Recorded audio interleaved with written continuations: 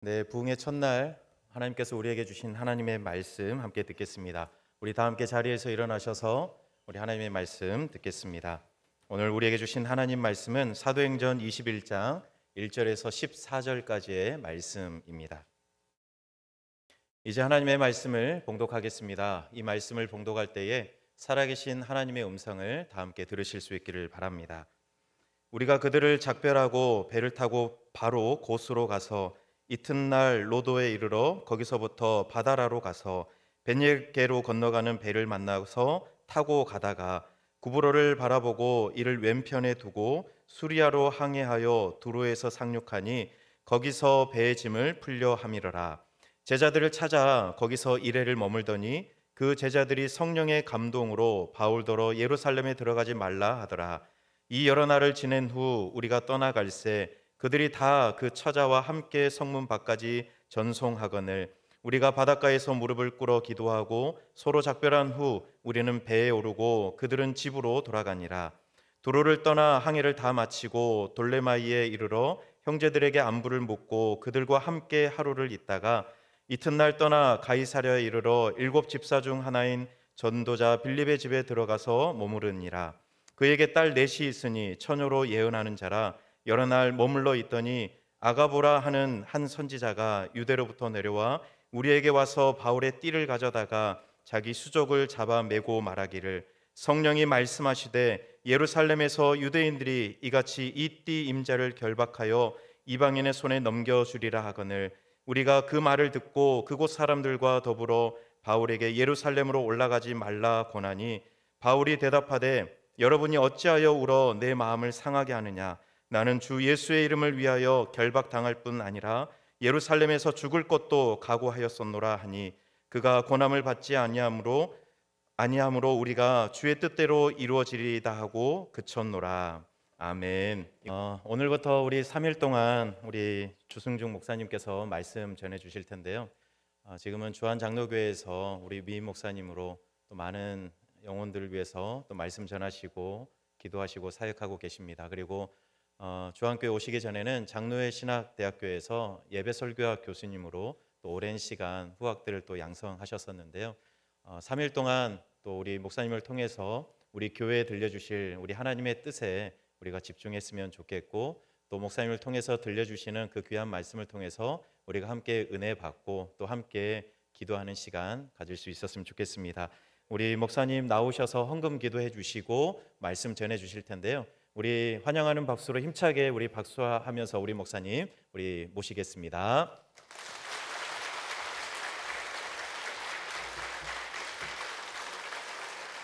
네, 기도하겠습니다.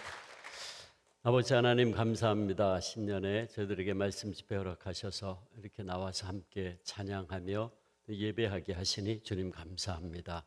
이번 신년 집회를 통해서 우리가 다시 한번 아버지의 음성 듣게 하시고 그 음성대로 아버지의 말씀 주신 대로 순종하며 살아갈 때에 하나님의 뜻을 온전히 이루어드리는 우리 신당중학교 모든 성도님들 되게 하여 주시옵소서. 아버지 이 시간 또 귀한 예물을 하나님께 올려드리는 손길들 있습니다. 주님 이 예물 기뻐 받으시고 이 예물을 통해서 하나님의 나라가 이 땅에 확장되는데 사용하여 주시옵소서.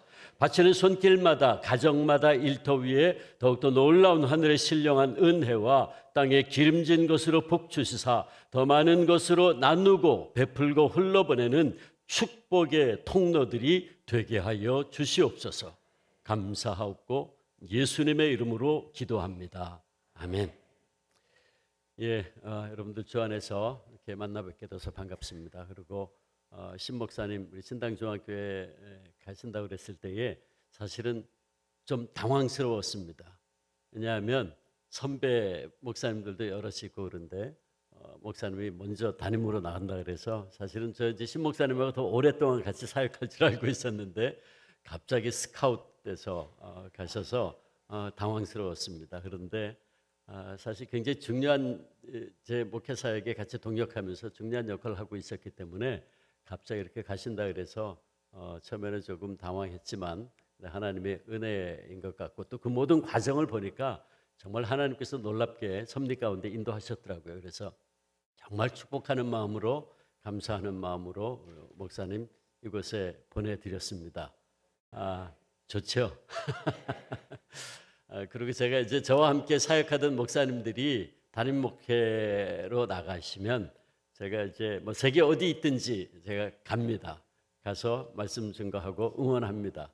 그래서 우리 교회 목사님들 중에 저와 같이 사역하던 분들 중에 두바이 한인교회라든지 뉴질랜드 오클랜드 한인교회라든지 그 지역에서 가장 큰 한인교회들 또 담임으로 나가신 분들이 있어서 제가 거기도 갔다 왔습니다. 열심히 응원하고 왔는데 오늘 이렇게 새 25년 첫 달 이렇게 와서 우리 신당중앙교회 와서 우리 신 목사님 담임하시는 데 와서 이렇게 함께 말씀 나누게 된 것 얼마나 감사한지 모르겠습니다.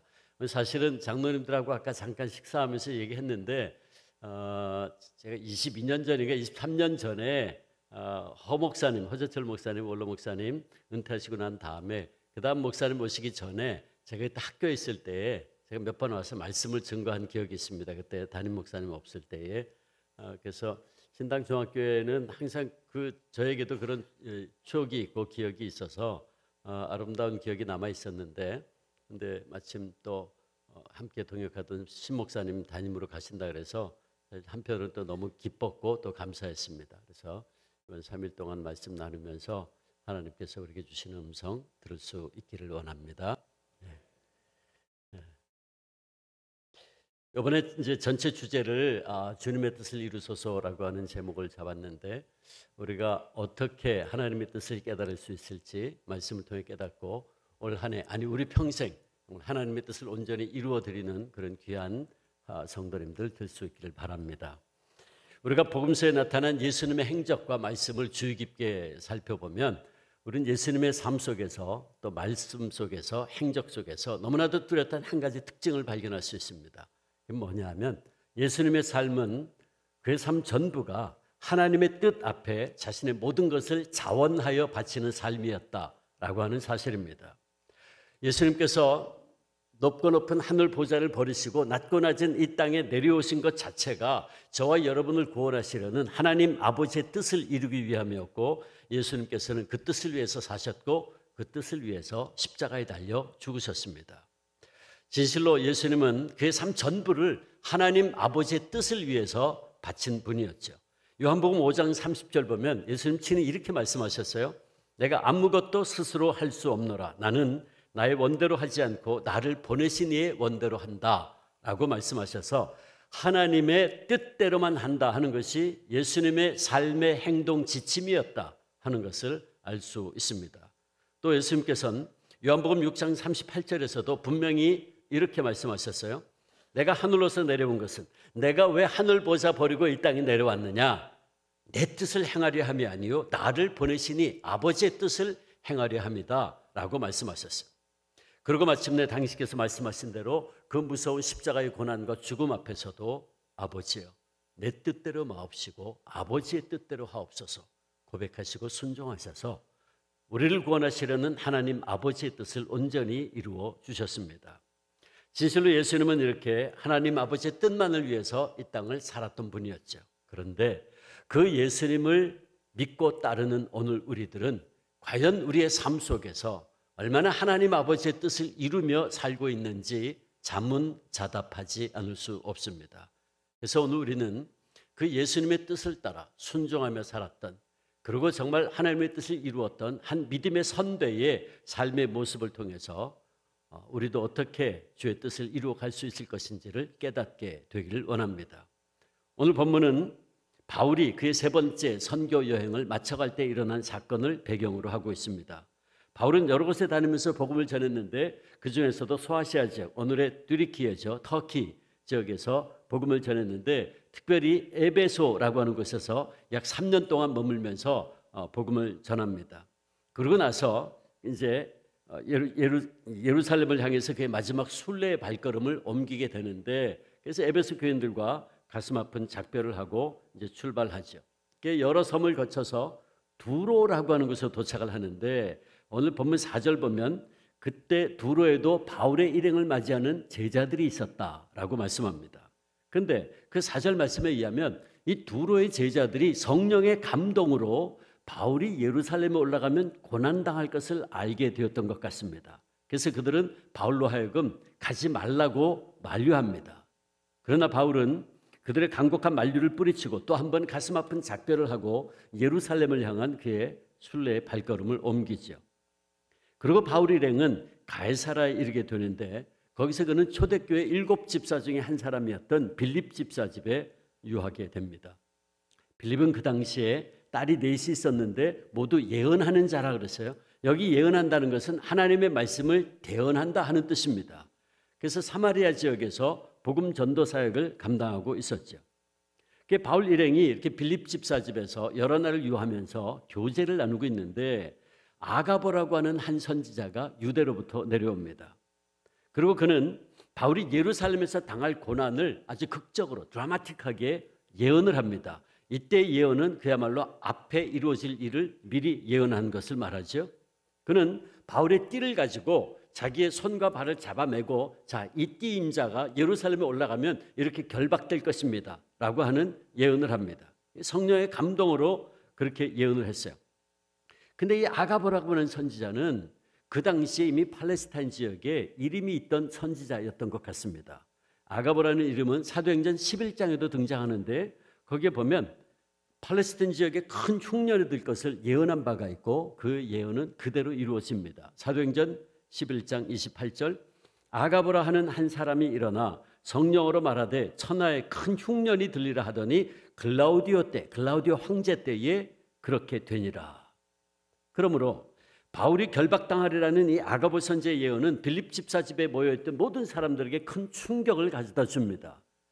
그래서 12절 보면 바울과 함께 지금 예루살렘을 향해 올라가고 있던 누가, 사도행전의 저자인 누가를 포함한 바울의 일행들조차도 12절에 보면 우리가 라고 표현되어 있어요.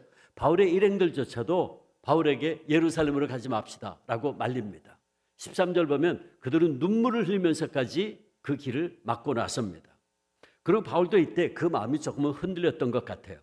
우리는 바울의 그런 마음을 13절에 너희가 어찌하여 울어 내 마음을 상하게 하느냐 하는 말씀 속에서 바울도 잠깐 흔들렸구나 하는 걸 볼 수 있는데, 왜냐하면 여기 마음을 상하게 하다라고 하는 말은 원문을 읽어보면 의지를 굴복시킨다, 의지를 약화시킨다 하는 그런 뜻이에요. 그러므로 이 말은 바울도 어찌하여 너희가 울어 내 마음을 흔드느냐, 내 마음을 약하게 하느냐 그런 뜻이죠. 그러니까 바울도 흔들렸어요. 그러나 바울은 곧 자기 마음을 바꿀 수 없음을 다시 한번 밝히는데 13절 하반절에 나는 주 예수의 이름을 위해서 결박받을 뿐만 아니라 예루살렘에서 죽을 것도 각오했노라 선언합니다. 내가 지금 가는 길은 하나님의 뜻에 의해서 주 예수의 이름을 위해서 가는 길이므로 그 누구도 그 무엇도 이 길을 막을 수 없다는 것입니다. 여기서 우리는 사랑하는 사람들의 만류와 눈물을 뿌리치고 자신을 향한 하나님의 뜻만이 이루어질 것을 고백하면서 환난과 결박이 기다리고 있는 예루살렘을 향해 올라가는 한 위대한 신앙의 선배의 모습을 봅니다. 우리가 사도행전을 읽어보면 바울은 이제 그 길로 예루살렘으로 올라가서 예루살렘 성전 안에서 정결 예를 행하다가 유대인들이 바울을 알아보고 저 바울이다. 그리고 바울을 끄집어내서 폭행을 가하고 린치를 가하기 시작합니다. 그래서 로마의 천부장, 예루살렘의 치안을 담당하고 있던 로마의 천부장이 예루살렘에 난리가 났다는 얘기를 듣고 나와서 폭도들에 의해서 얻어맞고 있는 바울을 끄집어내서 쇠사슬로 묶고 로마의 병영으로 끌고 들어갑니다. 아가보 선지의 예언이 그대로 이루어지는 것을 볼 수 있죠. 그러나 바울은 이 고난의 예루살렘의 길을 주의 뜻대로 이루어지이다 고백하면서 묵묵히 걸어갔어요. 그것은 참으로 얼마나 눈물겨운 순례자의 외로운 길이었는지 모르죠. 그러나 그는 그것이 우리 주님 예수 그리스도께서 가신 길임을 알았기에 그도 그 길을 따라 올라간 겁니다. 여러분, 예수님께서 어떤 길을 가셨습니까? 예수님도 자기의 죽음을 알면서도 예루살렘으로 올라가지 않으셨습니까? 누가복음 9장 51절 말씀에 의하면 예수께서는 승천하실 기약이 참에 예루살렘을 향하여 올라가기로 굳게 결심하시고 올라갔다라고 기록하고 있어요.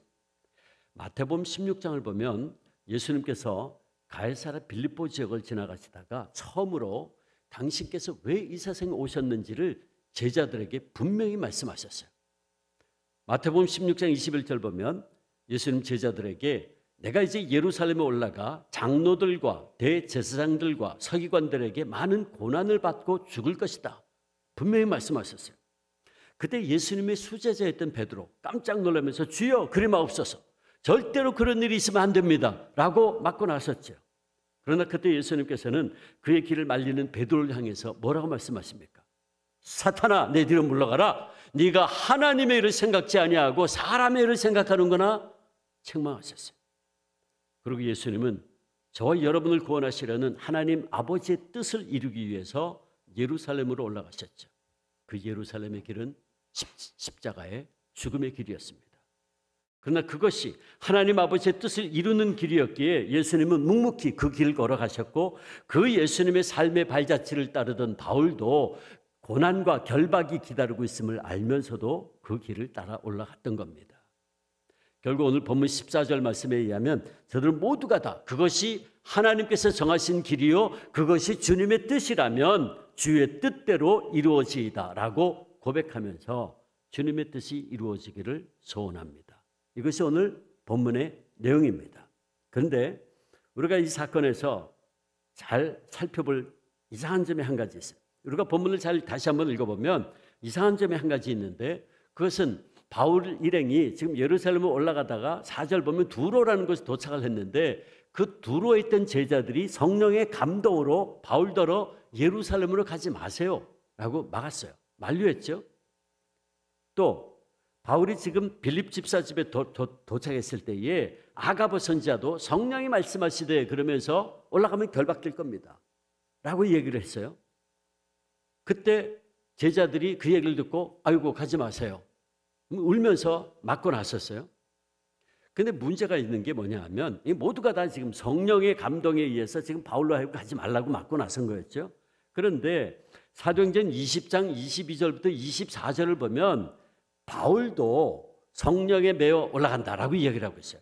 20장 22절부터 24절 우리 같이 한번 읽어볼까요? 같이 시작. 보라 이제 나는 성령에 매어 예루살렘으로 가는데 거기서 무슨 일을 당할는지 알지 못하노라. 오직 성령이 각 성에서 내게 증거하여 결박과 환난이 나를 기다린다 하시나 나의 달려갈 길과 주 예수께 받은 사명 곧 하나님의 은혜의 복음 증언한 일을 마치려 하면은 나의 생명조차 조금도 귀한 것으로 여기지 아니하노라. 아멘. 자, 근데 보세요. 22절에 바울이 뭐라 그럽니까? 성령에 매여 bound in the spirit 그랬어요. 대문자로 번역됐어요. 성령에 매여 지금 올라간단 말이죠. 그러니까 하나님의 뜻을 따라 예루살렘을 가고 있다는 거예요. 여러분, 그럼 이게 어떻게 된 겁니까? 모두가 다 지금 성령을 이야기하는데 4절 보면 두로의 제자들이 성령의 감동으로 가면 안 됩니다. 11절 보면 아가보 선지자가 성령이 말씀하시되 올라가면 결박될 겁니다 라고 얘기했어요. 근데 사도행전 20장 22절 보면 바울도 성령에 매여 올라간다 그랬어요. 모두가 다 성령을 이야기하고 있는데 바울은 가야 된다는 거고 나머지 사람들 가면 안 된다는 거예요. 그럼 이게 누가 진짜입니까? 성령님이 이 사람한테는 이렇게 이야기하고 저 사람한테는 저렇게 이야기한 건가요? 이거 어떻게 된 겁니까? 근데 여기까지 내용을 다시 한번 종합해 보면 공통점은 있죠. 분명히 공통점이 뭐예요? 성령님이에요. 4절 성령의 감동으로 11절 성령이 말씀하실 때 20장 22절 성령에 매여 그러니까 공통적인 성령께서 무언가에 대해서 말씀하셨어요. 그렇죠? 무엇에 대해서 말씀했습니까? 결박이 있을 것이다. 환난이 있을 것이다. 고난이 있을 것이다 라고 하는 걸 말씀하셨어요. 근데 여기서 우리가 정말 주의 깊게 봐야 될 것이 뭐냐 하면 분명히 성령님이 말씀하셨고 올라가면 환난 당한다, 결박될 거다라고 하는 걸 말씀하셨어요. 그런데 우리가 여기서 다시 한번 깊이 봐야 될 것이 뭐냐 하면 성령께서는 어디에서도 누구에게도 이렇게 고난이 있을 것이니까 예루살렘으로 올라가지 말라고 지시하지는 않았다라는 사실이에요. 성령을 통해 예언했던 아가보 선지자 바울도 예루살렘으로 가면 안 됩니다라고 말하지 않았어요. 단지 그가 예루살렘에 가면 결박되고 투옥될 것이다 라고 얘기했죠.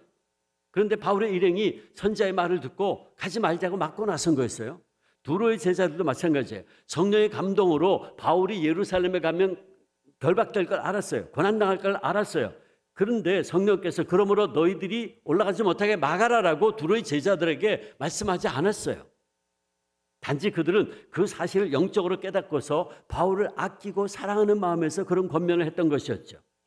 결국 이 모든 사실을 종합해 보면 성령님이 두 가지 다른 지시를 하신 것이 아니었어요. 즉 성령께서는 바울과 제자들에게 바울이 예루살렘으로 가면 안 된다라고 말씀하신 것이 아니라 그가 이제 예루살렘에 가면 고난당하고 투옥될 것이라는 사실을 말씀한 거예요. 그런데 문제는 뭐냐면 두로의 제자들과 아가보 선지자의 예언을 들은 바울의 일행이 그 사실을 알고서는 바울더러 가면 안 됩니다라고 막고 나서기 시작했다는 거예요. 그러므로 여기서 우리가 깨달아야 될 하나님의 메시지가 있어요. 그래서 많은 순간에 우리는 이렇게 본의 아니게 인간의 생각, 우리의 생각을 앞세워서 하나님의 뜻을 왜곡하고 있다는 사실이에요. 물론 두로의 제자들이나 바울과 함께하던 무리들이 성령의 가르침을 고의적으로 왜곡하려고 했던 건 아니에요. 단지 저들은 바울을 너무나 아끼고 사랑했기에 성령께서 바울의 앞길에 환란이 있는 것을 보여주시니까 그만 인간적인 동기에 의해서 바울을 만류하고 나선 겁니다. 근데 여기에 문제가 있어요. 여기에 함정이 있는 거예요. 그들은 바울을 사랑했어요. 바울을 진정으로 아끼는 사람들이었습니다. 그런데 바울을 사랑하는 그 순수한 동기로 그 길을 만류했지만 바로 거기에 함정이 있다는 말씀이에요. 우리는 얼마나 많은 순간에 이렇게 우리의 생각과 우리의 뜻을 가지고 하나님의 뜻이 이루어지는 것을 나도 모르는 사이에 방해하고 있다는 말씀입니다. 조금 아까 말씀드렸던 마태복음 16장 21절 이하의 사건이 그런 우리의 모습을 보여주죠. 예루살렘을 향해 마지막 길을 가시던 예수님, 이제 순환당하시고 죽으실 것을 말씀하셨어요. 그때 주님을 누구보다도 사랑하던 베드로 펄쩍 뛰면서 주님 절대로 그런 일이 있으면 안 됩니다 맞고 나셨죠. 그때 베드로는 정말 주님을 사랑하는 마음에서 그랬을 겁니다.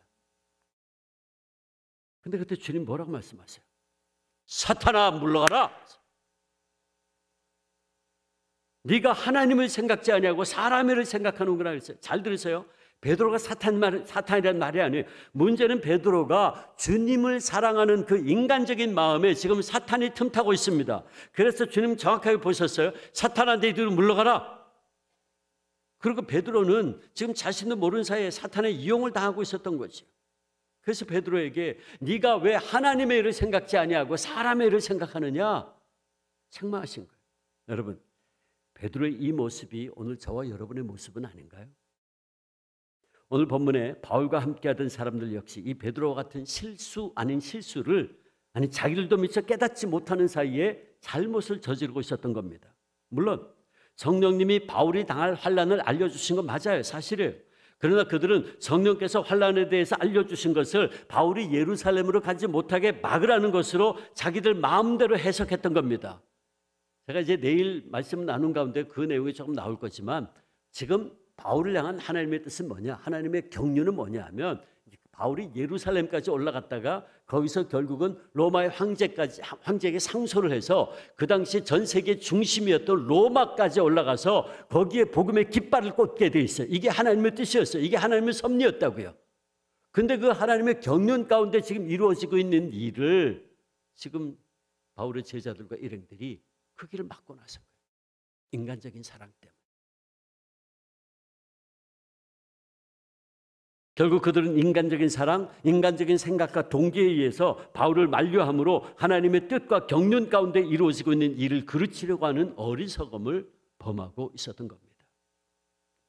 오늘 우리들도 신앙생활을 하다 보면 많은 경우에 있어서 하나님의 뜻을 먼저 생각하고 귀하게 여기기보다는 이렇게 내 생각과 우리 인간적인 동기를 더 앞세우는 경우가 얼마나 많은지 모릅니다.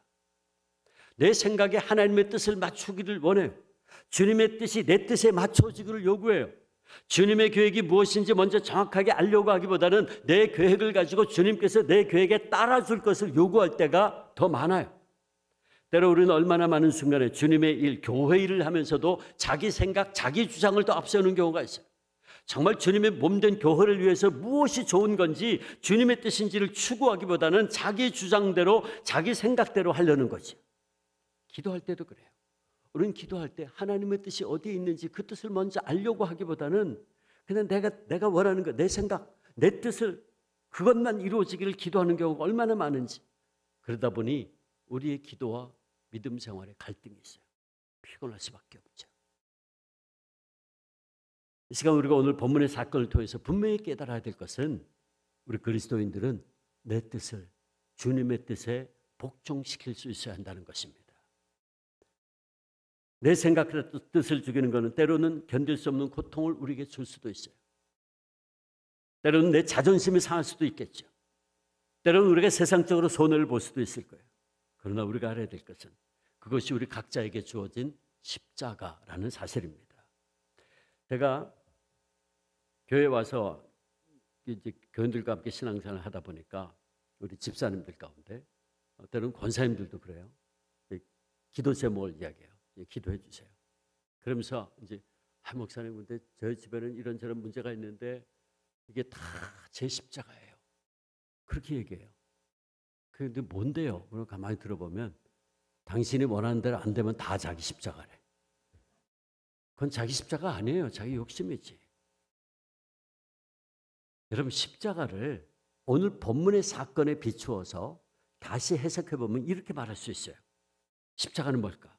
십자가는 주님의 뜻을 이루기 위해서, 주님의 뜻을 따르기 위해서 나를 죽이는 고통, 내 뜻을 죽이는 고통, 이게 우리가 져야 될 자기 십자가예요. 주님께서는 누구도 자기 십자가 지지 않으면 나를 따라올 수 없다 그랬죠. 마태복음 7장 21절 유명한 말씀이죠.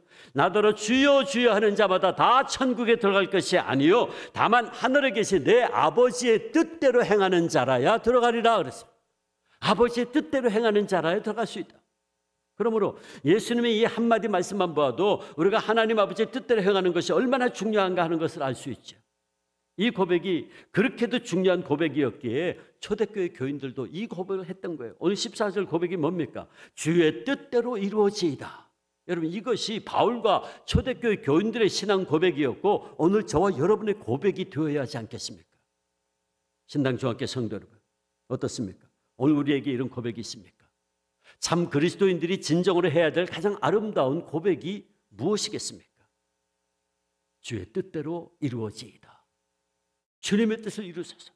이것이 바로 우리가 평생 살아가는 동안 진정으로 해야 할 신앙 고백인 겁니다. 왜? 진실로 주님의 뜻대로 이루어지는 것이 두 가지 중요한 이유가 있는데 먼저는 하나님께 가장 최고의 영광을 돌려드리는 길이기 때문에 그렇고 또 한 가지는 주님의 뜻대로 이루어지는 것이야말로 사실은 저와 여러분에게도 가장 좋은 것이 이루어지는 길이기 때문에 그렇습니다. 여러분 우리 부모들이 사랑하는 자식에게 가장 필요한 것이 무엇인지 알죠. 그래서 때를 따라 우리가 아이들 필요를 공급해 주지 않습니까? 예수님께서 자식에 대한 부모의 사랑을 인정하신 적이 있어요. 어떻게 말씀하셨나요? 마태복음 7장 9절에서 11절 보면 주님이 이렇게 말씀하셨어요. 너희 중에 누가 아들이 떡을 달라면 돌을 주며 생선을 달라면 뱀을 줄 자가 있겠느냐? 너희가 악한 자라도 좋은 것으로 자식에게 줄 줄 알거든 하물며 하늘에 계신 너희 아버지께서 구하는 자에게 좋은 것으로 주지 아니하시겠느냐? 아멘. 여러분 하나님께서요 저와 여러분에게 가장 좋은 것 주셨어요. 무엇입니까? 가장 좋은 것 주셨어요. 주님, 예수님. 하나밖에 없는 외아들 예수님까지 저와 여러분에게 아낌없이 주셨어요. 여러분, 저와 여러분을 향하신 하나님 아버지의 이 사랑은 사실 무슨 말로도 설명할 길이 없어요. 그렇다면 여러분 생각해 보세요. 하나밖에 없는 외아들까지 아낌없이 내어주시니까 어찌 그 이외의 것을 우리에게 주지 않으시겠습니까? 그거 제 얘기가 아니잖아요. 하나님 말씀이잖아요. 로마서 8장 32절 자기 아들을 아끼지 아니하시고 우리 모든 사람을 위하여 내어주시니가 어찌 그 아들과 함께 모든 것을 우리에게 은혜로 주지 아니하시겠느냐. 그러므로 여러분에게 문제가 있습니까? 주님께 맡기세요. 여러분의 삶이 주님의 뜻 안에서 복된 삶이 되기를 소원하세요.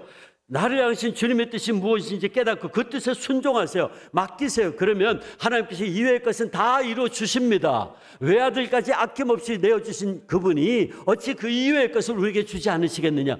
그러므로 중요한 건 뭐냐면 하나님 아버지의 뜻이에요. 그 하나님 아버지의 뜻에 내가 순종할 때 나머지는 너희는 모든 것을 다 이루어 주신다.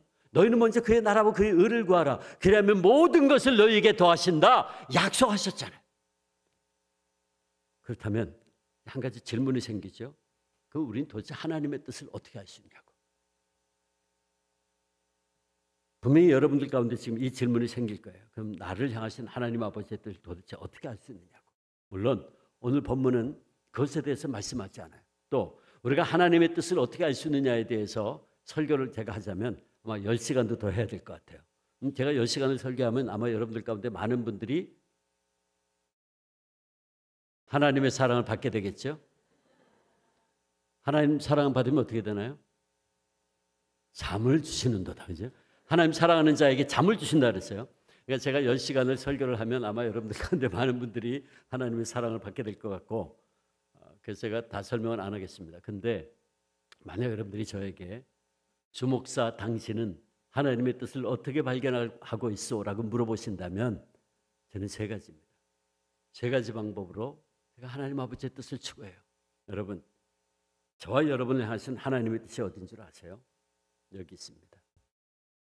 여기 있어요. 저와 여러분을 하신 하나님 아버지의 뜻은 이 말씀 속에 있습니다. 이 말씀 속에 다 있어요. 성경에는 우리를 향하신 하나님의 뜻, 너희를 향하신 하나님의 뜻이라는 말씀이 얼마나 많은지 몰라요. 데살로니가 전서 4장 3절 하나님의 뜻은 이것이니 곧 너희의 거룩함이라. 요한복음 6장 40절 하나님의 뜻은 이것이니 그 아들 예수 그리스도를 보고 믿는 자마다 영생을 얻는 이것이니라. 데살로니가 전서 5장 16절에서 18절 항상 기뻐하라, 쉬지 말고 기도하라, 범사에 감사하라. 이는 그리스도 예수 안에서 너희를 향하신 하나님의 뜻이니라. 하나님의 뜻이 얼마나 많은지 몰라요. 그러므로 여러분, 나를 향하신, 우리를 향하신 하나님의 뜻을 알려면 우리는 무엇보다 먼저 이 하나님의 말씀인 성경을 봐야 돼요. 시편 기자가 이렇게 고백합니다. 시편 143편 8절 아침에 나로 주의 인자하신 말씀을 듣게 하소서. 아침에 나로 인자하신 주의 말씀을 듣게 하소서. 내가 주를 의뢰함이니이다. 나의 다닐 길을 알게 하소서. 내가 내 영혼을 주께 받들으니이다. 여러분, 그렇습니다. 우리는 하나님의 말씀을 통해서 나의 갈 길을 깨달아 알게 돼요. 그래서 시편 기자는 이 하나님의 말씀이 내 발의 등이요 내 길의 빛이다 라고 말씀하고 있는 거예요. 그러니까 우리는 늘 기도하는 가운데 이 말씀을 접해서 나를 향하신, 우리를 향하신, 교회를 향하신 하나님의 뜻을 발견할 수 있어야 됩니다. 그러니까 중요한 거는 우리가 우리를 향하신 하나님의 뜻을 깨달아 알려면 늘 말씀 앞에 지속적으로 무릎 꿇어야 돼요. 기도하면서 그래서 말씀을 묵상하셔야 돼요. 우리가 말씀을 통한 하나님의 뜻을 추구하려고 할 때 한 가지 주의해야 될 것이 있어요. 이게 아마 부흥사 목사님들이 만든 이야기인 것 같아요. 어떤 분이 평소에는 기도도 안 하고 별 성경도 안 읽다가 새해를 맞이했대요. 새해를 맞이해서 내가 이제 새해부터는 나도 아침에 딱 일어나서 기도하고 그 딱 펼쳤을 때 주님 주시는 말씀대로 내가 살아야지 결심을 했다 그래요. 그 아침에 일어났어요. 아침에 딱 일어나가지고 성경을 딱 펼치는 거예요. 주님, 제가 이제 주신 말씀대로 살겠습니다. 제게 말씀을 주옵소서. 탁 봤더니 눈에 들어온 말씀이 있는데 마태복음 27장 5절 말씀. 그거 딱 보니까 가롯 유다가 스스로 목매어 죽으니라. 이게 뭐야, 재수없게 이거. 날 보고 죽으라는 거야 이거? 이거 아니죠. 하나님, 이거 아니죠. 다시 말씀했어요. 제가 다시 펼칩니다. 그것도 딱 펼쳤어요. 근데 이번에는 누가복음 15장 37절 거기 딱 보니까 가서 너도 이와 같이 하라 이렇게 되죠. 이거 진짜 이거 뭐야 이거 재수없게. 하나님 이거 아니죠. 3세번입니다. 3세번. 이번엔 분명히 말씀해 주세요. 그것도 딱 펼쳤어요. 그랬더니 이번에는 요한복음 13장 27절 딱 보니까 예수께서 이르시되 그러면 그렇지. 드디어 말씀하시는구나. 그 뒤에 딱 보니까 네 하는 일을 속히 하라 되죠. 여러분 이거 누군가 꾸민 얘기죠. 부흥사 목사님들이 꾸민 얘기일 것 같아요. 근데 우리는 이런 우스꽝스러운 소리를 통해서 교훈을 받아야 된다. 어떤 교훈? 성경을 이런 식으로 읽으면 안 돼요. 성경을 이런 식으로 읽으면 100번 읽어봐야 아무런 소용이 없어요. 그러니까 늘 기도하는 가운데 말씀을 접할 수 있어야지. 이게 때로는요. 정말 그래. 평소에 기도도 안 하다가 성경도 안 보다가 우리는 항상 그래요. 그 문제가 터져야만 하나님 이게 지금 내가 이런 일이 있는데 이거 하나님 뜻이 뭡니까? 성경을 펼쳐도요. 주님 말씀하셔도 못 깨달아. 왜? 내 영의 안테나가 지금 세상을 향해 있거든. 주님께 내 영의 주파수가 안 맞춰져 있어요. 그러니까 주님 말씀하셔도 깨닫지를 못해요. 그래서 사실은 새벽 기도가 중요해요. 아침에 나로 주의 인자하신 말씀을 듣게 하소서. 나의 다닐 길을 알게 하소서. 아침에. 그러니까 지속적으로 우리가 기도하는 가운데 늘 말씀 읽을 때 하나님께서요 분명히 말씀하십니다. 이 말씀을 통해서 우리에게 당신의 뜻을 가르친다고요. 새벽 기도에 목사님 설교를 통해서든지 아니면 여러분들 개인의 경건한 시간을 가지면서 말씀 묵상할 때든지 아니면 주일 목사님 설교를 통해서 말씀해 주시든지 하나님께서는 반드시 말씀을 통해서 당신의 뜻을 우리에게 계시해 주십니다. 자, 그 다음에 우리가 또 한 가지 우리가 기도하는 가운데 말씀 묵상하는 가운데 우리가 그 다음에 해야 할 일은 뭐냐 하면 말씀을 통해서 우리 뜻을 발견했어요. 그러면 그 다음에 우리가 해야 될 일이 뭐냐 하면 환경을 살펴야 돼요. 주변에 돌아가는 환경을 잘 살필 수 있어야 돼요. 왜냐하면 많은 경우에 하나님께서는 환경을 통해서 당신의 뜻을 보여주시고 인도하시기 때문에 그렇습니다. 그러므로 우리는 때때로 나를 둘러싼 환경이 내가 이런 결정을 내려도 좋을 만한 환경으로 되어져 가고 있는지를 볼 수 있어야 돼요. 우리가 사도행전 16장 보면 아시아에서 먼저 복음을 전하려고 무척이나 노력하는 바울을 보여줘요. 그런데 하나님께서요 아시아로 갈 수 있는 모든 환경의 문을 다 닫아버렸어요. 예수의 영이 허락지 않았다 그랬어요. 아시아로 가서 복음을 전하려는데 그 길을 다 막아버리시는 거예요.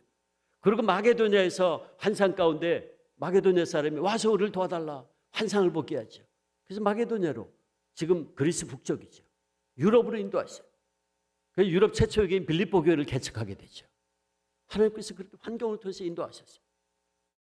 그러므로 우리가 하나님 뜻이 어디 있는지 발견하는 데 중요한 두 번째 요소는 내 삶의 주변에서 벌어지고 있는 환경도 잘 살필 수 있어야 돼요. 그리고 세 번째 한 가지 더. 우리가 그 일이 주님의 뜻인 줄 알고 결정했을 때 우리가 세 번째로 봐야 될 게 뭐냐 하면 내 마음속에 주님 주시는 평안이 있느냐 없느냐를 살피셔야 돼요. 골로새 3장 15절 그리스도의 평강이 너희 마음을 주장하게 하라 그랬어요. 그리스도의 평강이 너희 마음을 주장하게 하라. 그러므로 하나님의 뜻은 그리스도인들이 우리가 평강의 삶을 누리는 겁니다. 그러니까 우리가 어떤 일을 결정하는 데 있어서 그것이 하나님의 뜻에 합당하다면 우리 마음속에는 주님 주신 평강이 깃들게 돼 있어요. 시편 23편 그가 나를 푸른 초장에 누이시며 쉴 만한 물가로 인도하시는도다. 주님은 우리를 잔잔하고 평안한 곳으로 인도하기를 원하세요. 푸른 초장으로 쉴 만한 물가로 인도하시지 싸움과 다툼이 있는 곳으로 인도하지 않아요. 우리가 싸움과 다툼이 있는 건 뭐냐 하면 내가 욕심을 따라서 싸움과 다툼이 있는 곳으로 가기 때문에 그런 거예요. 주님은 우리를 결코 그런 곳으로 인도하지 않으세요. 그러므로 우리가 주의 인도하심을 따라 어떤 일을 결정했다면 우리 마음에는 평안이 깃들게 돼 있어요. 그런데 우리가 어떤 일을 결정을 했는데 계속 뭔가 두려워, 찝찝해, 불안해. 그럼 다시 돌아보셔야 돼요. 왜? 두려워하는 것은 주님이 우리에게 주신 마음이 아니라 그랬거든. 디모데후서 말씀. 디모데후서 1장 7절. 하나님이 우리에게 주신 것은 두려워하는 마음이 아니요 그랬어요. 근데 어떤 일을 결정했는데 계속 두려워. 뭔가 불안해. 그 얘기는 내가 내 욕심을 따라 결정했을 확률이 높다는 거예요. 그러면 다시 한번 돌아봐야 돼. 그리고 지금까지 말씀드린 이 세 가지. 기도하는 가운데 말씀 묵상하고 주변의 환경을 잘 살피고 또 그 일을 결정했을 때 내 마음속에 주님 주신 평강이 있느냐 없느냐 이 세 가지는 삼위일체적으로 같이 가야 돼요. 이 세 가지가 동시에 맞아떨어질 때 우리는 하나님의 뜻에서 크게 벗어나지 않을 겁니다. 저는 그동안 신앙생활을 하면서 이렇게 하나님의 뜻을 추구해왔고 하나님께서는 당신의 뜻을 늘 제게 가르쳐 주셨어요. 그리고 어떤 때는 제가 생각했던 것, 제가 원하는 것이 아닌 정반대의 것을 주기도 하셨어요. 그럼 제가 하나님, 이거 제가 원하던 거 아닌데요. 근데 그럼에도 불구하고 제가 주님의 뜻에 순종했을 때요. 나중에 보면, 나중에 지내놓고 나서 돌아보면 하나님께서요. 제가 원하던 것 이상으로 훨씬 더 좋은 것으로 주시는 것을 여러 번 경험했어요. 내가 원하는 것이 아니었는데, 내가 원하는 건 이게 아닌데 근데 순종할 때에 결국은요 하나님께서 합력해서 선을 이루시는 역사를 저는 여러 번 봤어요. 여러 번 경험했어요. 저는 정말 우리 하나님께서 당신이 사랑하는 백성들을 얼마나 섬세하게 계획하시고 보호하시고 섭리하시는 분이신가 하는 것을 저희 집안의 역사를 통해서 너무나 확실히 깨달은 적이 한 번 있어요. 그래서 제가 오늘도 그 내일 3일 동안 앞부분은 제가 성경을 강의할 것이고 후반부는 제가 간증을 좀 할 겁니다.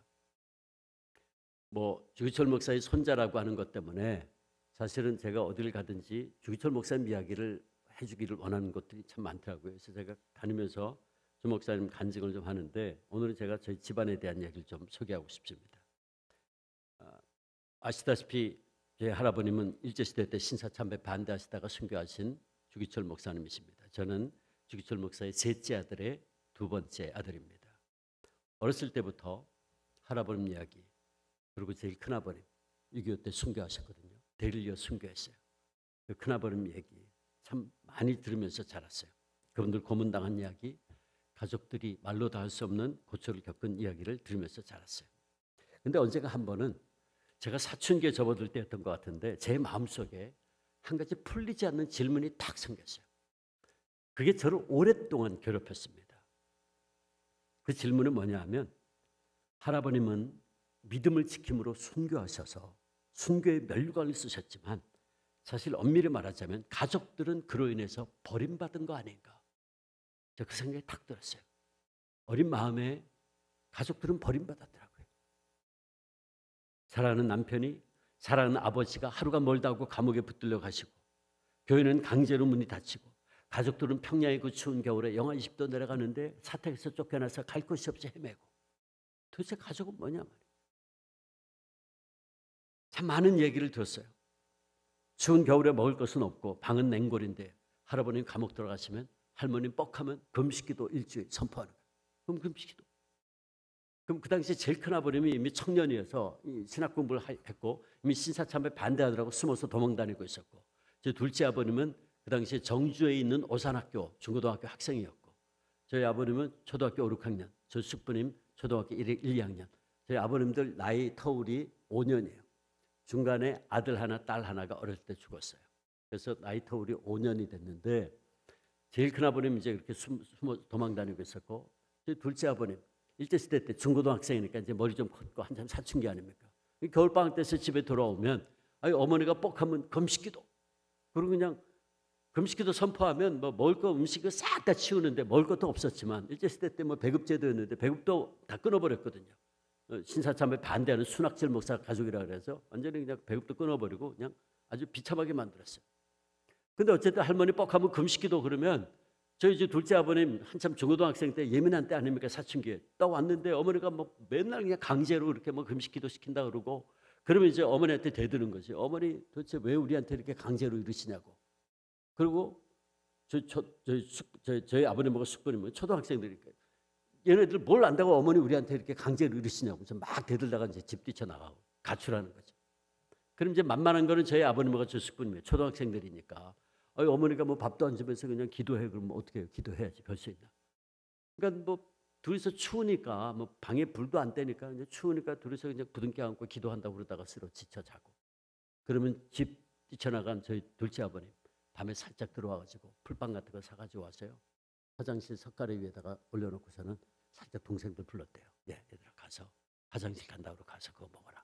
그럼 저희 아버님하고 숙부님은 화장실 간다고 그러고 나와가지고 그 화장실 들어가가지고 불빵 깡깡 얼은 거 그 손으로 호 녹이면서 먹는데 그렇게 그게 맛있었다 그러더라고요. 그렇게 구수했다 그러더라고요. 그게 뭐 그렇게 구수했겠어요. 재래식 화장실에서 부산 냄새가 났겠죠. 이건 뭐 애교 섞인 이야기입니다. 근데 나중에 평양노예가 목사님 파문시켰어요. 파문시키고 나니까 파문하자마자 이제 목사직 파면시켰죠. 그러자마자 일제 형사들하고 노회 목사들이 와가지고 나가라고. 주기철 목사는 이제 평양 산정교회 목사도 아니고 이제 목사직에서도 파직됐으니까 당신들은 여기 살 자격 없으니까 나가라고. 근데 저희 그 당시에 80 넘어 증조 할머님이죠. 주기철 목사 어머님 살아 계셨는데 그때 이제 문지방을 붙잡고서는 하나님께서 내 아들 조 목사에게 준 집인데 너희들이 나가라 마라 못한다고 해서 막 붙잡고 있으니까 형사 둘이서요. 80 할머니 달랑 들어다가 밖으로 집어 던져버렸어요. 그 할머니가 무슨 힘이 있어요? 밖으로 집어 던져버렸어요. 그래서 쫓겨난 거예요. 그 단칸방에 새 들어가지고 있는데 어느 집에 새 들어 있으면 또 형사들이 와가지고 집주인한테 협박하는 거예요. 너도 감옥 갈래? 그럼 어떻게 해요? 나가주세요. 나가주세요. 그래서 7년의 환란 기간이었는데 11번 옮겨 다녔대요. 나중에는 받아주는 데가 없어가지고 평양의 그 추운 겨울에 거적대기 깔고 있었던 적도 있었다 그러더라고요. 비참했죠. 저희 아버님 얘기, 저희 뭐 작은 아버님도 그랬고, 어렸을 때 생각하고 싶지 않다 그랬어요. 지긋지긋하다고. 굶었다는 생각밖에 안 들고 너무 고통스러웠기 때문에 어렸을 때 기억하고 싶지 않다 그랬어요.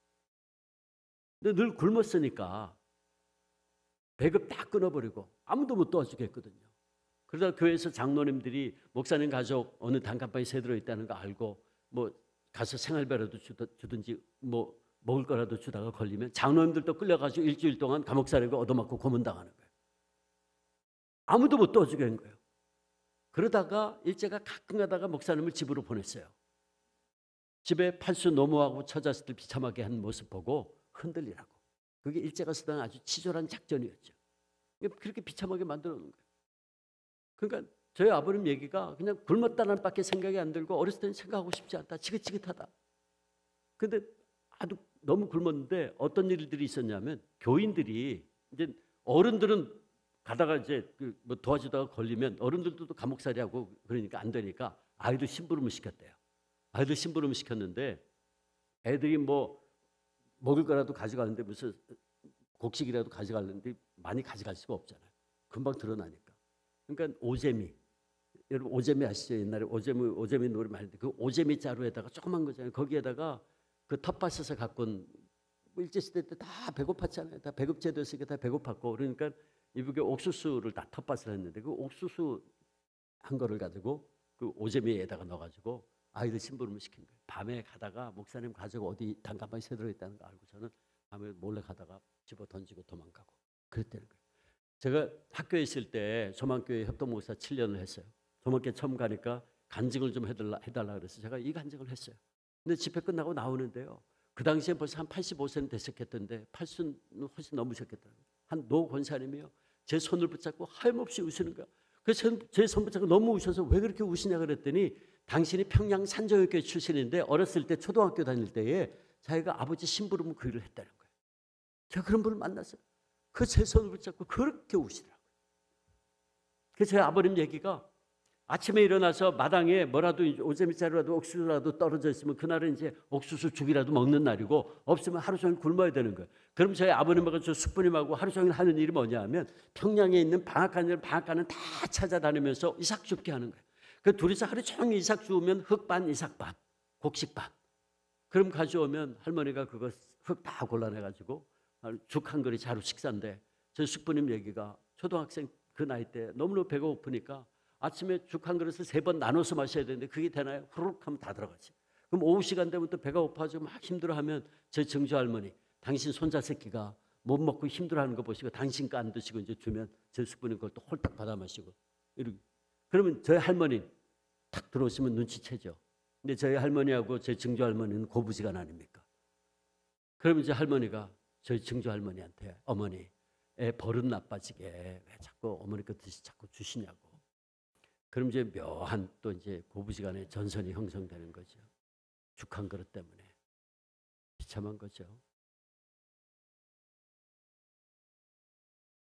뭐 이런 얘기 하려면 아마 끝이 없을 거예요. 그리고 44년도에 할아버님 순교하시고 해방 후 1년 반 만에 할머니도 소천하셨어요. 그리고 제 아버님들 고아원으로 통공장으로 바닷가 염전공장으로 뿔뿔이 흩어졌어요. 교육도 제대로 못 받았죠.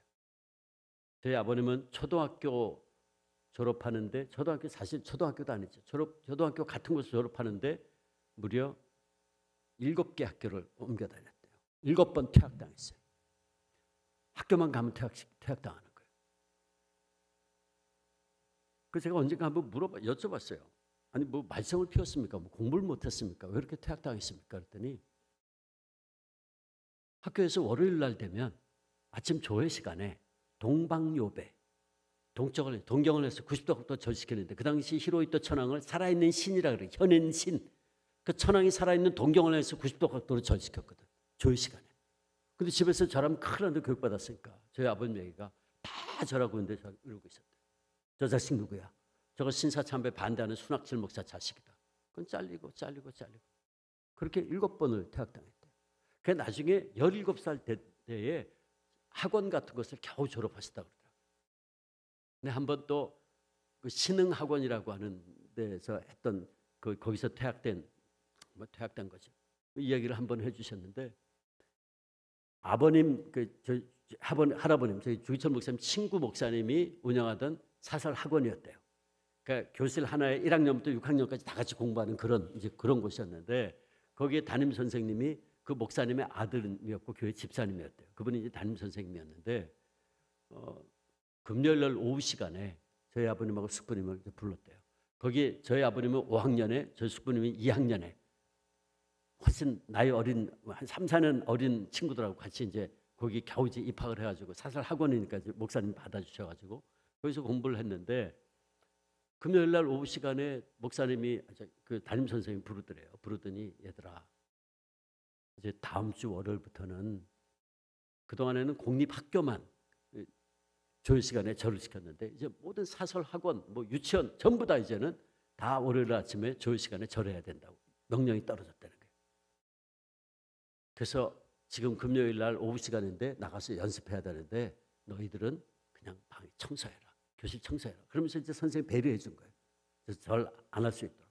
그래서 청소를 하고 근데 선생님이 끝나고 난 다음에 가서 어머니한테 사모님한테 말씀드려라. 의논해라. 그러시더래요. 이제 저희 아버님하고 숙부님하고 고민하기 시작한 거예요. 주말 내내 이제 고민하니까 이제 둘이 너무너무 속상했대. 이 사설 학원마저도 쫓겨나면 이제 우리는 공부도 못하는데 이제 우리는 어떡하나. 그게 막 너무너무 속이 상했대. 어린 마음에. 그래가지고 토요일 날 내내 고민하다가 어머니한테 말씀을 드렸는데 말씀을 못 드린 거예요. 둘이 고민하다가. 그 주일날 저녁 시간이 됐어요. 그때까지 말 못하다가 저녁 시간이 돼서 이제 어쩔 수 없이 제 할머니한테 얘기를 했대요. 그때 제 할머니가 가만히 듣고 계시더니 아무 말씀 안 하시래요. 저희 아버님 얘기가 안 돼. 하면 안 되지. 하지 마. 그럴 줄 알았대요. 근데 차마 그렇게 말씀 못 하시래요. 그러니까 저희 할머님도 아이들 눈치를 챈 거지. 얘들이 지금 여기마저 쫓겨나면 지금 공부할 데가 없으니까 그걸 속상해하는 거를 아시고는 대답을 안 하신 거예요. 그 이제 월요일 날 아침에 이제 학교를 가야 되는데 또 이제 어머니한테 여쭤봤대요. 그랬더니 너희들이 알아서 해라 그러시대요. 그래가지고 둘이서 가다가 그 학원 가다가 손잡고 가다가 둘이서 결정했대요. 하지 말자. 그래서 그날 저녁 시간에 둘이서 이러고 있었대요. 문제가 됐죠. 그래서 저희 할머니가 가서 목사님 만나가지고 우리 아이들 때문에 이 학원마저 문 닫으면 안 되니까 아이를 데리고 나가겠습니다. 그러고 그냥 자퇴해서 나온 거예요.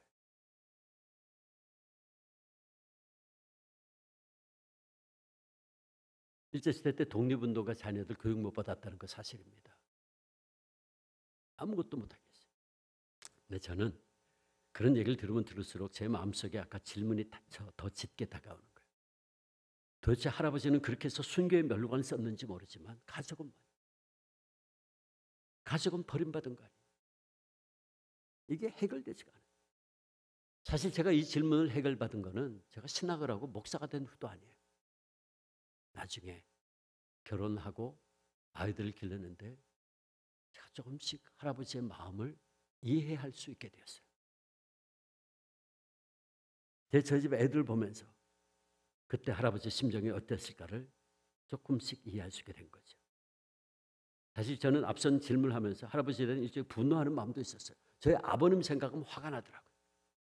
1927년생인데 45년, 17, 18 될 때까지 맨날 굶고 도망다니고 퇴학당하고 그러다가 해방됐는데 해방되자마자 또 김일성이 또 북한에 또 점령했어요.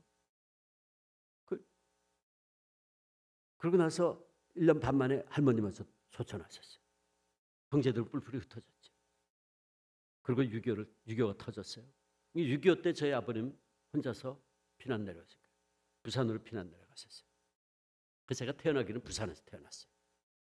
태어난 그 해 서울로 올라와서 서울에서만 자랐지만 어째 그렇게 됐어요. 근데 결국 저희 아버님 부산에서 그렇게 내려갔는데 물려받은 거 아무것도 없어. 배우지도 못했어. 먹고 살 일이 없다. 막막한 거예요. 그래서 부산에서 뭐 통공장이라는 곳에 겨우 이제 일을 하면서 낮에는 거기서 일을 하고 밤에는 손야원 목사님 그 사랑의 원자탄 손양원 목사님이 운영하던 고아원 에리논이라는 곳에 가서 잠은 자고 그러다가 결국은 폐병에 걸려서 쓰러졌어요. 길바닥에 노숙자처럼 돼가지고. 근데 그거를 지나가는 사람이 발견해서 부산 시립병원 응급실에 실어다 놓는 바람에 저희 아버님 그때 살아난 거예요.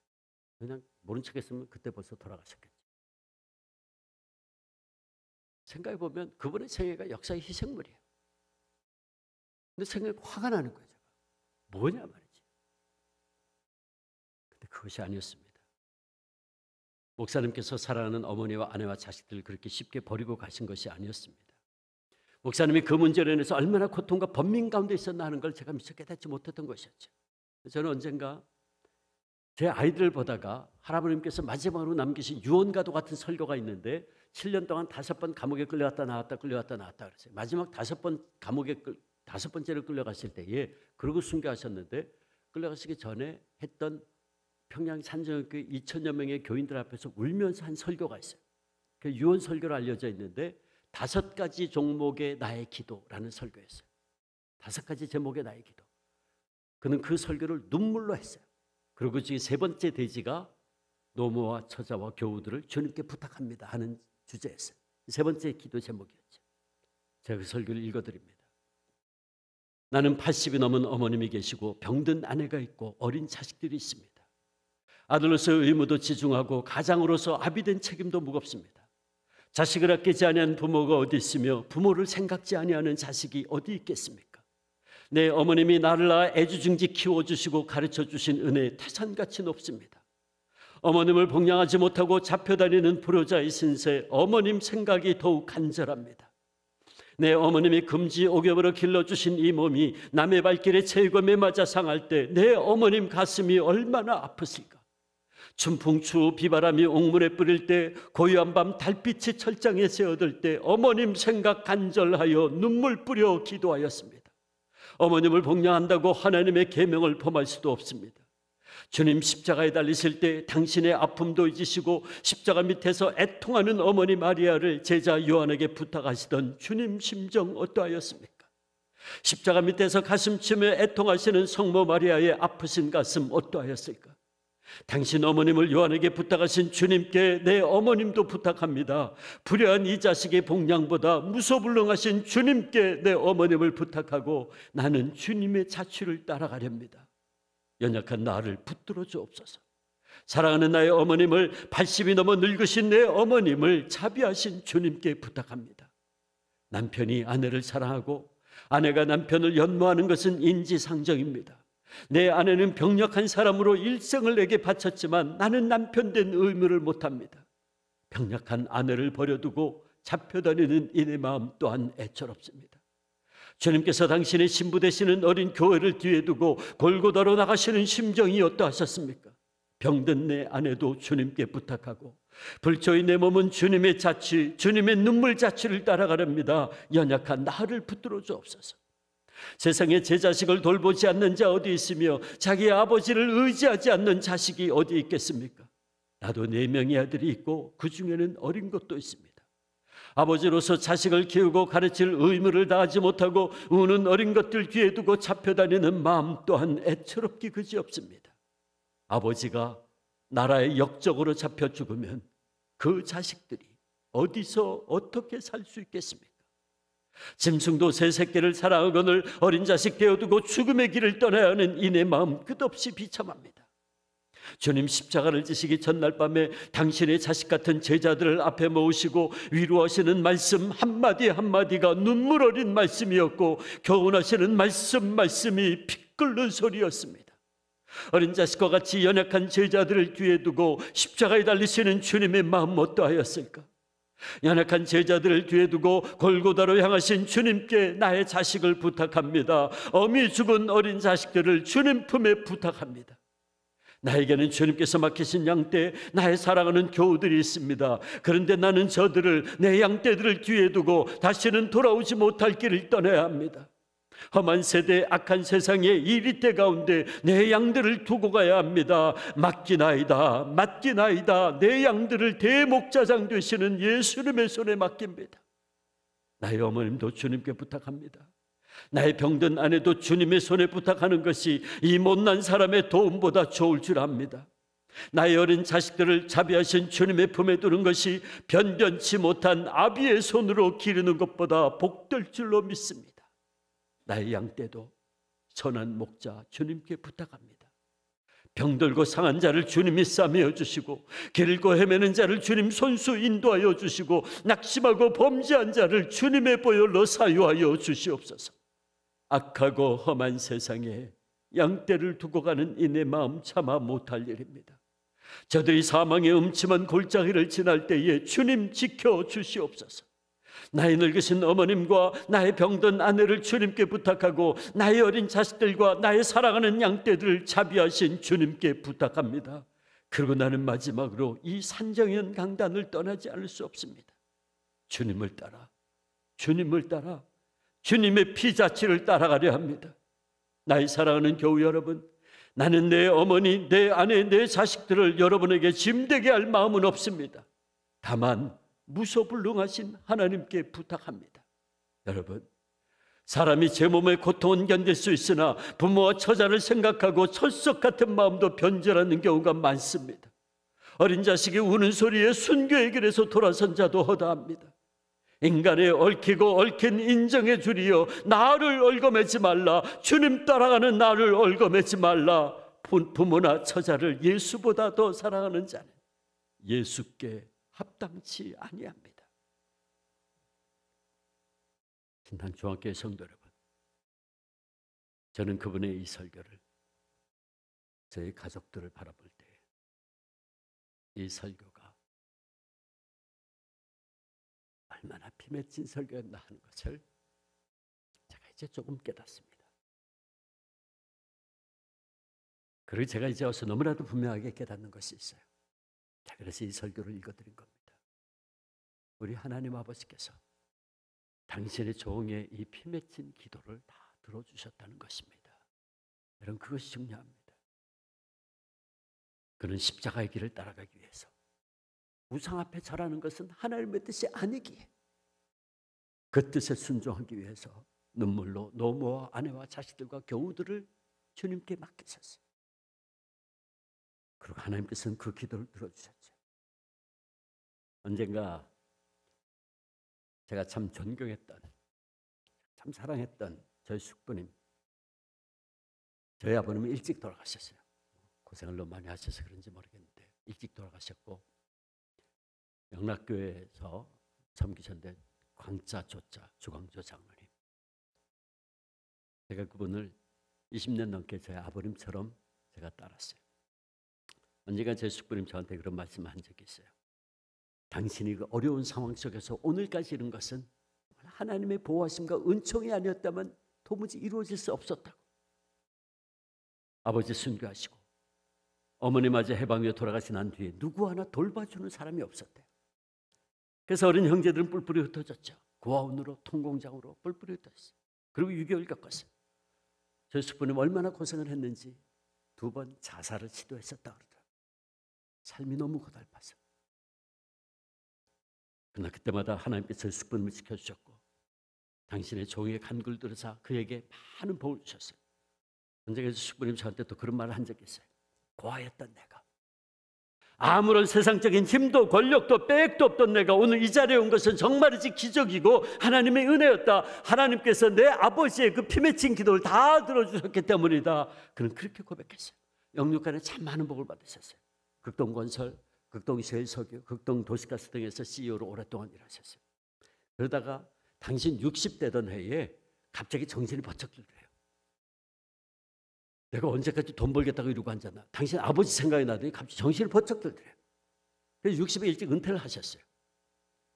그리고 극동방송 김장한 목사님이 좀 도와달라고 그래서 극동방송 후원의 이사장, 후원을 조직해서 이사장 들어가지고 17년 동안 극동방송을 재정적으로 계속 후원하고 감사로도 섬기셨어요. 간증을 많이 하셨는데 돌아가시기 전에 간증해서 나온 사례비 받은 거, 헌금 들어온 거 전부 다 극동방송, 북한 선교방송, 러시아 선교방송 하시다가 다 헌금하고 그 재정을 담당해 오셨어요. 영락교회 장로로 섬기시다가 14년 전에 소천하셨어요. 저희 집안도 그렇습니다. 하나님께서 저희 집안도 정말 축복하셔서 제가 목사가 되고 제 위에 누님이 셋이에요. 다 목사 사모입니다. 매형 셋이 목사입니다. 조카 둘이 목사입니다. 조카 사이 둘이 목사입니다.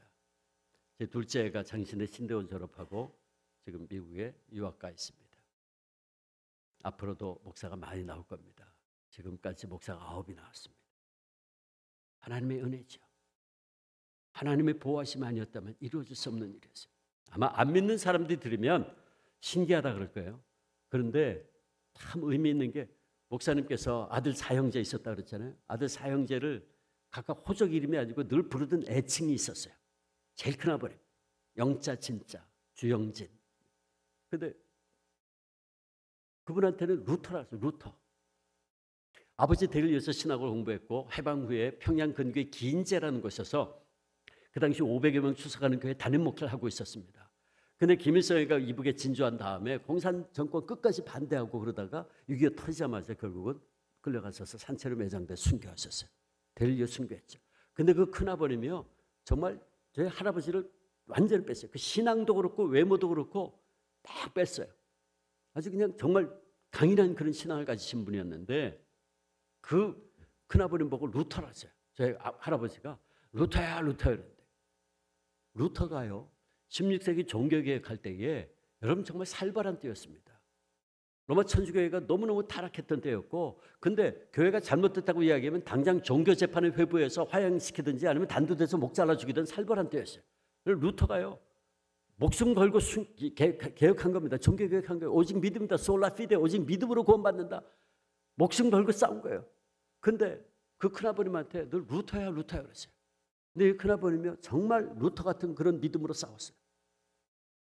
제가 직접 들은 얘기였는데 그 긴제교회에서 목회하실 때에 김일성이가 1948년에 주일날 투표했습니다. 국민투표했는데 그거 끝까지 반대하셨거든요. 그 주일날 저희 큰아버님 예배 인도하고 있는데 인민군이 들이닥쳤대요. 따발총 들고 쫙 이렇게 서가지고 위협하고 장교 하나가요 권총 딱 차고 올라와가지고 제 큰아버님한테 자기한테 1분만 시간 달라고 그러더래요. 그러니까 예배 끝나고 나서 가서 투표하러 광고하겠다는 거죠. 근데 제 큰아버님이 예배 마친 다음에 예배 마쳤으니까 더 돌아가라고 교인들 다 돌려보내 버렸어요. 그랬더니 인민군 장교 녀석이요 권총 빼들고 막 길길이 뛰면서 죽인다고 날뛰는데 저희 큰아버님이 죽여라. 난 주일날 투표 못한다. 안식을 범할 수 없다. 죽이려. 그 죽이려는데 어떡할 거예요? 그때 그 녀석 돌아갔대요. 근데 그 인민군 장교 녀석도 보통 녀석이 아니었어요. 밤 12시 반 됐는데 12시 5분 됐는데 다시 왔대요. 다시 와가지고 한다는 얘기가 야, 너 지금 밤 12시 넘었으니까 너 가서 투표해라. 너 때문에 투표소 문 안 닫았다 그러더래요. 근데 저희 아버님이 큰아버님이 너희들이 주일날 투표 시작했기 때문에 지금 투표하는 건 난 주일을 범하는 거야. 나는 투표 안 해. 죽여. 죽이려는데 어떡할 거예요? 결국 수계 반동으로 몰렸어요. 6.25 터지자마자 끌려가서 단체로 매장돼서 순교했어요. 그 큰아버님을 루터라고 그랬어요. 루터야 루터. 그 둘째 아버님. 일제시대 때 한참 중고등학생 때 가장 사춘기 때 가장 상처가 많았죠. 그 아버님 사실 저희 아버님들이요 다 상처가 있어가지고 한동안 한 10여 년 동안 신앙생활을 하지 않은 적이 있어요. 교회를 다 떠났었어요. 그래서 저희 아버님들이 받은 상처입니다. 아마 한국 교회가 모를 거예요. 근데 저희 아버님도 그게 상처였어요. 어린 마음의 상처였다고. 저희 둘째 아버지 그분한테는 그래서 다 교회를 떠났다가 나중에 물론 다 회개하고 돌아오셨지만 그 둘째 아버님이 제일 늦게 돌아오셨어요. 제일 상처가 많았죠. 근데 그 둘째 아버지한테는 이름을 어거스틴이라고 그랬어요. 어거스틴. 근데 어거스틴이요 나이 30이 넘도록 방탕한 삶을 살다가 늦게 돌아왔거든. 근데 그 아버님이 제일 늦게 돌아오셨어요. 근데 그 아버님 저는 그분 또 잊을 수가 없어요. 제가 목사 안수 받을 때 30몇 년 전에 목사 안수 받을 때 저희 집에 제일 어른이니까 제가 이제 목사 안수 받기 전에 제가 이제 목사 안수 받아야 됩니다. 인사를 갔어요. 그랬더니 그 아버님이 저를 보고 목사 안수 받지 말라는 거예요. 목사 되지 말라고 반대하셨어요. 왜 그러시냐 그랬더니 저를 보고 그때 그 둘째 아버님 하는 얘기가 너 이 세상에서 사랑 얘기 제일 많이 하는데 사랑 제일 없는 인간들 누군지 아냐? 그 목사들이다 그러시는 거예요. 근데 그 받은 상처예요. 왜냐하면 아버님 순교하시고 어머님 돌아가시고 난 다음에 뿔뿔이 흩어지고 다 부산으로 피난 가고 막 그랬는데 먹고 살 게 없잖아요. 받은 것도 없고 교육도 못 받았어. 다 퇴학당하고. 그러니까 어떻게 해요? 아버지 친구들을 찾아갔대. 아버지 친구들 뭐예요? 다 신사참배 반대하다가 감옥에 있다가 해방돼서 나오신 분들, 수록 성도들이죠. 그분들 찾아갔대요. 근데 다 차갑게 거절당했대. 그게 상처가 됐어요. 저희 아버님들한테 어릴 때. 너무 상처인 거예요. 근데 지금 생각해보면 그 6.25 때 목사님들도 지금 뭐 사실은 대구 밑에 부산만 남겨놓고 다 점령당하고 지금 목사님들 다 굶고 있는데 거기에 숟가락 하나 얹어놓는다는 게 쉽지 않죠. 근데 저희 아버님들한테 그게 상처였어요. 그러니까 위선자들 이렇게 된 거죠. 30몇 년 전 얘기, 지금 얘기 아닙니다. 그때 저 둘째 아버님 저한테 그러니까 너 한국교회에서 지금 저 거룩한 척하고 지금 목에 힘주고 있는 저 원로 목사라면서 힘주고 있는 저 인간들 저거 다 가짜래. 저거 다 가짜라는 거예요. 내 아버지 감옥에서 그 고문당하다가 순교할 때 저 사람들 밖에서 다 신사 앞에 우상 앞에 절하는 사람들인데 지금 시침에 떼역대고 앉아서 거룩한 척하고 원로 목사님하고 저러고 있다. 저것들 다 가짜라는 거예요. 그러면서 저를 보고 목사 되지 말라는 거예요. 그 나중에 제가 이제 목사 안수 받고 다시 가서 인사했죠. 그래서 이제 목사 됐습니다. 그때 그 아버님이 저한테 한 말, 가슴판에 새기고 있는 말이 있어요. 그래, 승종아, 네가 목사가 됐다니 내가 너한테 꼭 한마디만 할게. 그럼 사실 말씀이 위선자 되지 마라. 위선자 되지 마라. 네가 가르친 대로, 네가 설교한 대로 네가 먼저 살아. 제가 그 말을 가슴에 새기고 있어요. 근데 제가 가끔 가다가 그분 생각하면 가슴이 아픕니다. 가슴이 아프고 눈물이 나요. 왜냐하면 제가 설교한 대로, 제가 가르친 대로 100% 못 살거든요. 많이 스트럭을 하죠. 내가 전한 대로 내가 먼저 살아야지. 발버둥 치죠. 근데 그렇지 못할 때가 있어요. 그럴 때면 가끔 제가 그분이 생각이 나요.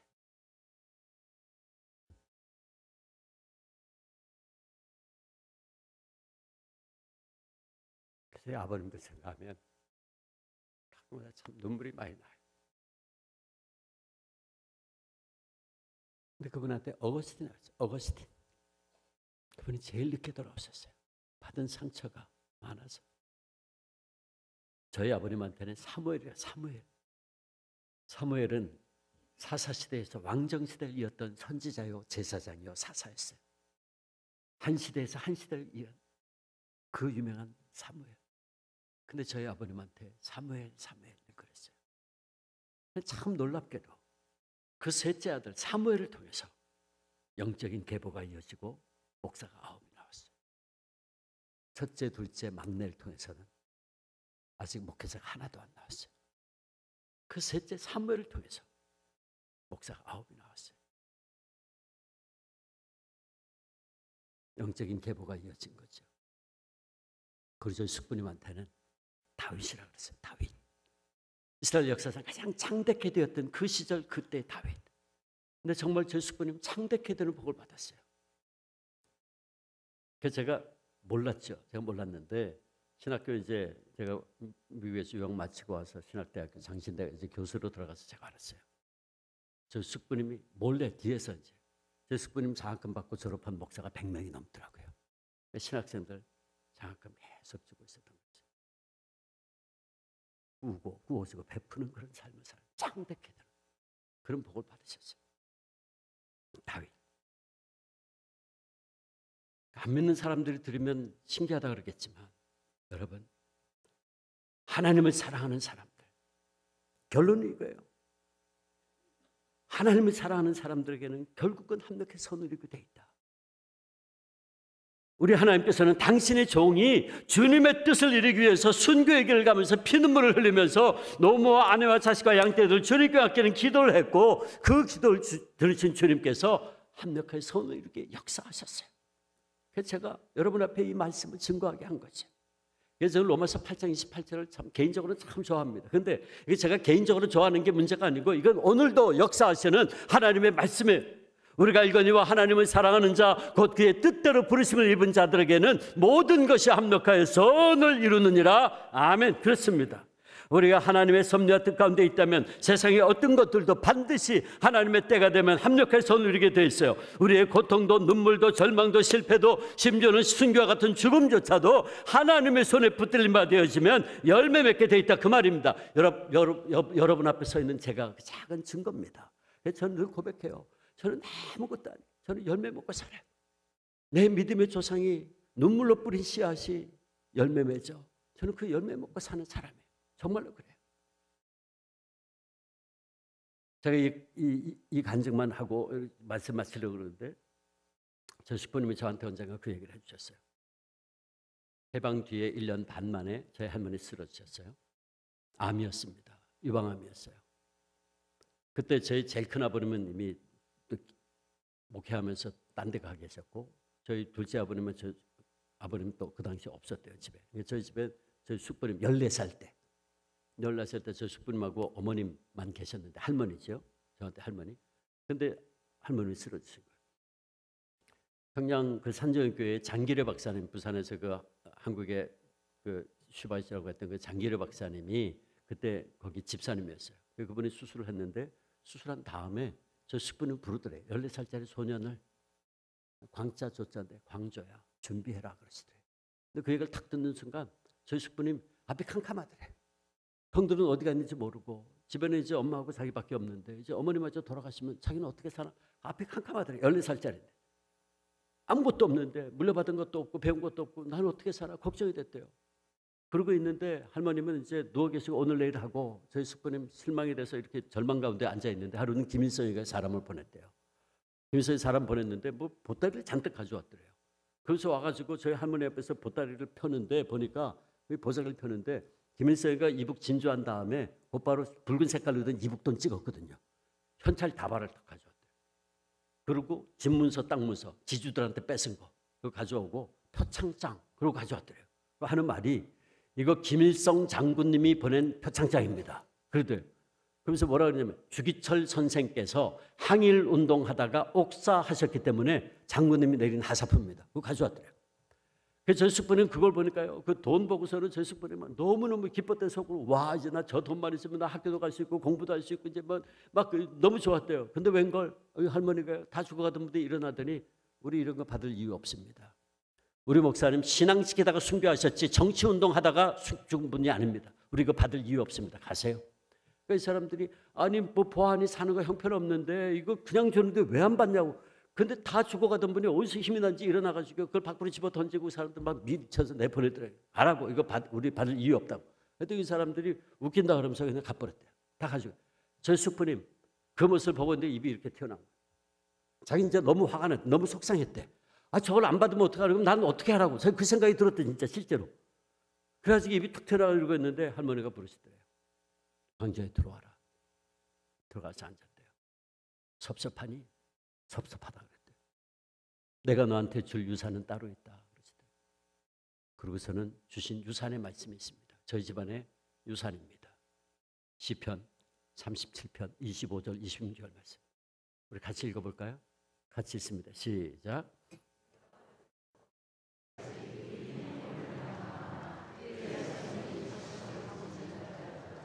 그는 종일토록 은혜를 베풀고 구워주니 그의 자손이 복을 받는도다. 아멘. 이게 내가 너한테 줄 유산이다. 여러분 여기서 의인은 구약성경에 말하는 의인은 하나님을 믿는 경건한 백성들을 이야기하는 거예요. 순교자, 선교사 말하는 게 아니에요. 구약성경의 의인은 하나님을 믿는 모든 경건한 하나님 백성들을 의인이라고 표현해요. 그래서 저희 숙부님 이 유언의 말씀, 이 유산의 말씀 하나 145태 때 혼자 성경책 하나 달랑 들고 내려왔어요. 그리고 그는 구워주고 베푸는 삶을 살게 하셨어요. 하나님께서 약속의 말씀, 유언의 말씀, 유산의 말씀대로 이루어주신 거죠. 여러분,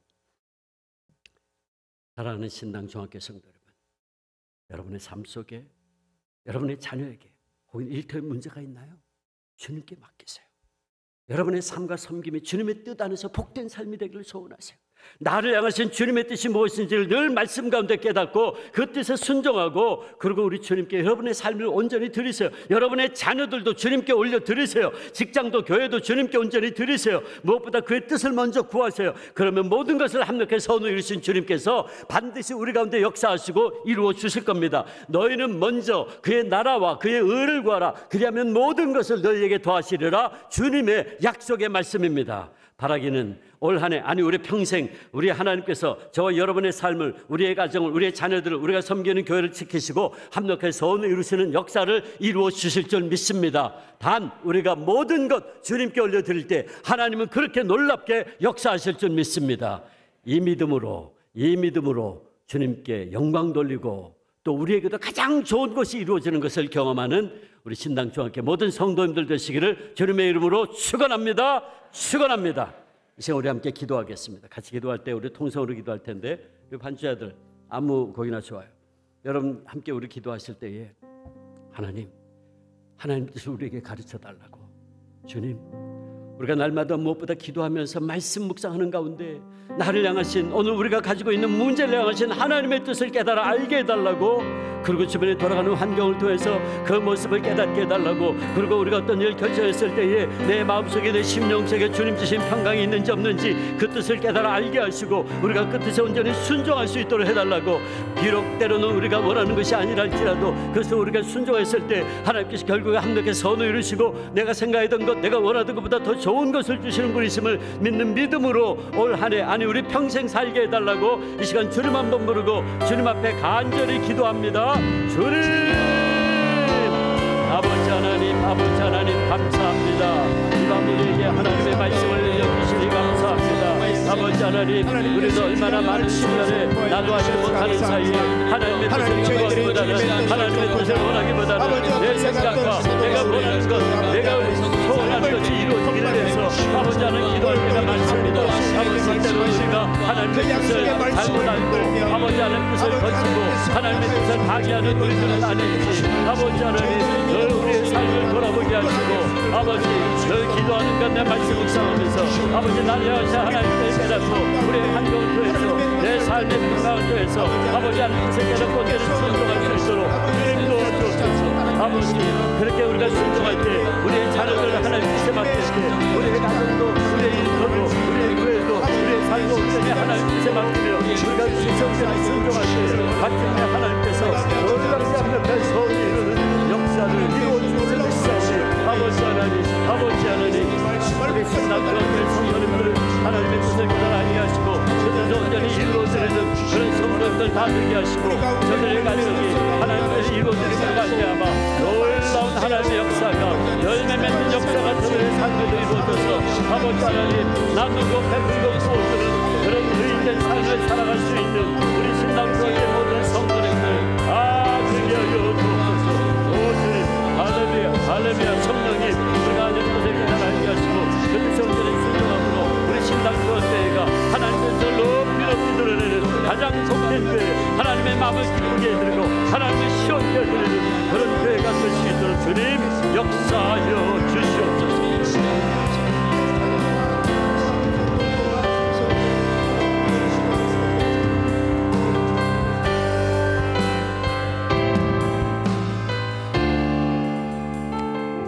아버지 하나님 감사합니다.